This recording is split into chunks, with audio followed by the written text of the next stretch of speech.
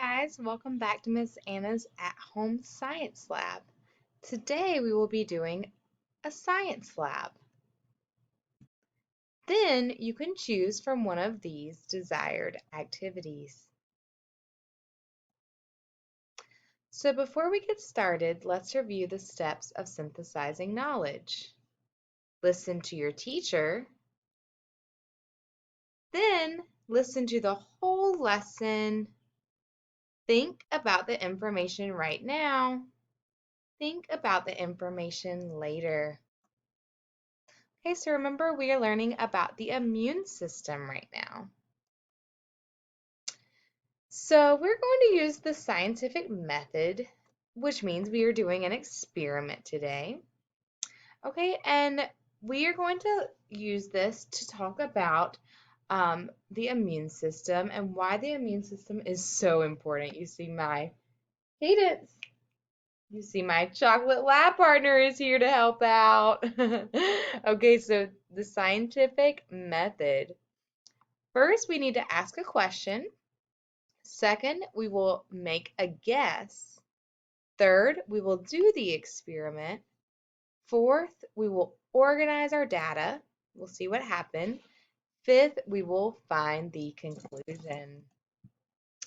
Okay, so this is similar to figuring out what is the problem, how do we know, what do we need to solve the problem, how do you have all the information we need to try to solve, and if it's wrong, that's okay, we'll just try again. Okay, so the first step, we need to ask a question. So what do we want to learn? So today's experiment, we want to learn, how do germs get inside of our body? So you may have picked up on this when we did our first lesson on the immune system. But today we're going to really dig into that thought to really understand exactly how germs get into our body. Remember, the first line of defense is skin. That is the first protector on our bodies. But how does it actually get on the inside? Okay, so remember, we need a microscope to really see germs.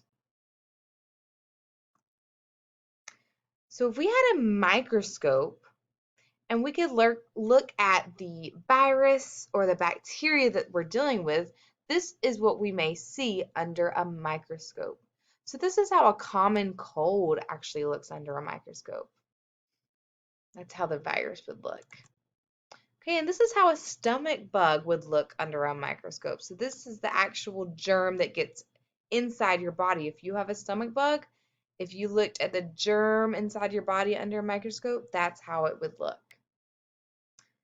Stomach bug is like when we're throwing up or have to go to the toilet a lot. Okay, and then there's the flu. You guys may have had the flu before. You get achy, you get a fever, you may be coughing and sneezing a lot. So the flu looks like this under a microscope. Okay, and you may be hearing a lot on the news about something called COVID-19 or coronavirus. And this is how that looks under a microscope. Okay, so step 2. What do we think will happen? So how do germs get into our body? We need to make a guess. We need to guess, how do we think they get into our bodies? So do we think they drive into our bodies? Do we think they get in through openings in our face, such as our eyes, our nose, or our mouth? Or do we think they get into our bodies through our hair? Okay, so take a second, pause the video, and make a guess. Okay, so you made your guesses. Doesn't have to be right. We'll find out in a little bit. It's okay as long as you made one choice. Okay, so step 3. We're going to actually do our experiment. Okay, so what do we need to do? All right, well, first, let's talk about some ways that germs can get into our bodies. So they can get into our bodies through our mouths. Okay, so maybe you have something stuck in your teeth and you're digging in your teeth, but wait, you had germs on your hand when you did that. So that's one way germs can get into our body. Also, through our nose, we could breathe them in, or we may touch our nose, playing with our nose, and then we get germs in there. And through our eyes.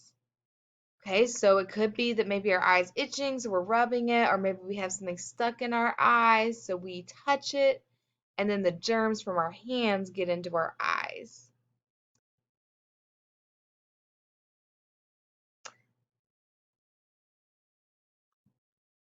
Okay, so here's a really gross picture of a man sneezing, and it is going everywhere. Ew, disgusting. Do you think germs are going everywhere? Yeah, probably. Okay, here's another picture. This guy's coughing and it's just spraying out. Ew, that's so gross. Okay, so our experiment today, we're going to actually get to see those germs spraying across when somebody sneezes or coughs. Okay, and to do that, we're going to use baby powder. So baby powder will represent the germs that come out of our nose or our mouth when we sneeze or cough. All right, so let me make this bigger.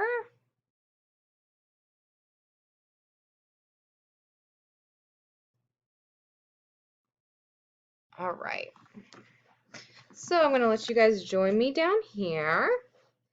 You see I have some baby powder. Okay, so what we're going to do, we're going to pretend that we are sneezing or coughing, and we're going to see how far this baby powder sprays. That's kind of like how far our coughs or our hashoo sneezes would spray, okay? That might be why it's so important to sneeze and cough into our arms or to wear a mask over our faces, especially when we go out in public. All right, so you can do this at home if you have some baby powder or even some cornstarch or something like that. So I have a surface here for you guys to be able to see how far the baby powder is. Okay. All right, so I'm going to shake up our baby powder. Shake, shake, shake, shake, shake, shake, shake. All right, are you ready? Let's pretend to sneeze together. 1, 2, 3. Oh, whoa.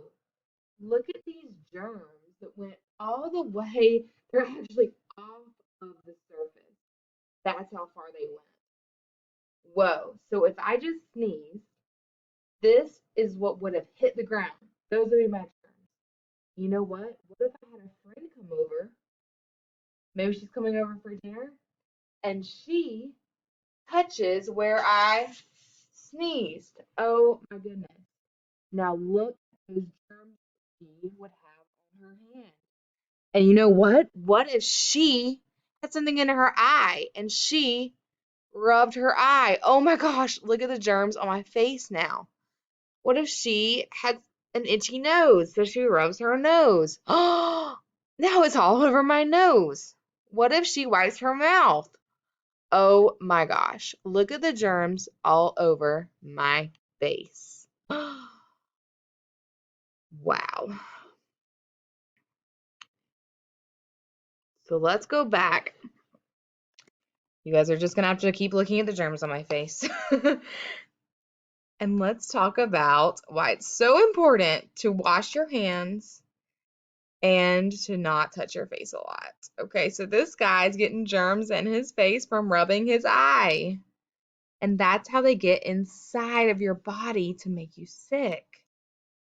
Okay, this guy's rubbing his nose. Those germs may get inside of his body and make him sick. This guy is chewing on a pencil. So he's not actually touching his mouth, but what if there were germs on that pencil? Ugh, they could get inside of his body and they could make him sick. This girl has her hand rested on her face. Well, her hand could have germs on them. They could get inside of her body and make her sick. Now, this one's a little different. It's pointing to the handrail. So things that we touch a lot, such as stair rails or doorknobs, or to turn on and off a light, things like that that people touch a lot need to be cleaned often because they could have germs living on them. And then if you touch that surface and then touch your face, those germs can get inside of your body and they could make you sick. Okay, so let's sum it all up. What did we learn today? We learned that it's very important to wash your hands so you don't get germs all over you like I have all over my face right now. Okay, and we also hopefully learned the importance of if we do have to sneeze, let's sneeze either into a tissue like this guy and then wash our hands, or sneeze into our arm and then wash our hands and our arms off too, okay? And also, when we cough, this is not what you do. You do not go, no, because then you get germs all over your hand. It would be like this. See all the germs all over my hand? Because I just coughed on it. So you don't need to do that. You can either cough into a tissue or cough into your arm and then wash, okay? So those are some things we need to keep in mind to help stop the spread of germs and to help keep ourselves healthy, okay? You guys did a great job today. I'll see you next time in Miss Anna's At Home Science Lab. Bye.